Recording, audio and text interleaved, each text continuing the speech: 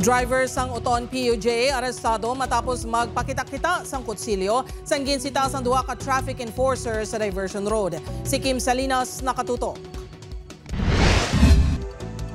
Wala naglaom ang 37 anyos nga traffic enforcer nga ang pagtuman lang sini sang iya obligasyon ang makabutang sa iya sa katalagman. Ini matapos ginpakitaan ni sa kutsilyo sang PUJ driver nga nagaruta sa Uton, Iloilo nga ginkilala kay alias Fred, 40 anyos. Natabo ang insidente sa Diversion Road sa Barangay San Rafael, Mandurriao, Iloilo City sang Mayo 18 sa ngaga. Suno kay Dominador, ginsita sini kag sang iya upod nga si Ronaldo Pumarin Jr. ang driver nga hindi pwede makapila sa lugar bangod nagatuga ini sang pagbugok sang trapiko. Kita mo ng loading, pilaan mo. Yan niya. Nga mapila ko yan. Buko siya rimo kaya sing imo para ano nga gusto mo. Ano gusto mo? Tapungulay.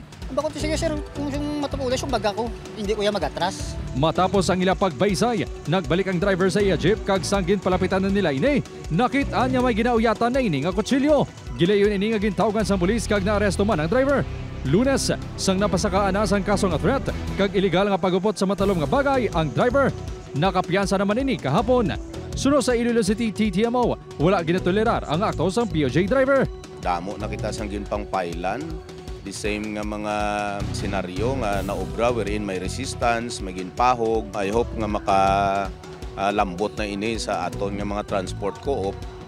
This should discipline and i-orient nilang ilang mga drivers. Pahanumdom sang kapulisan sa tion sa kasubong nga insidente. Dapat maging mahinahon kita. I-observe naton nga tawhay lang ang aton nga pag-complain.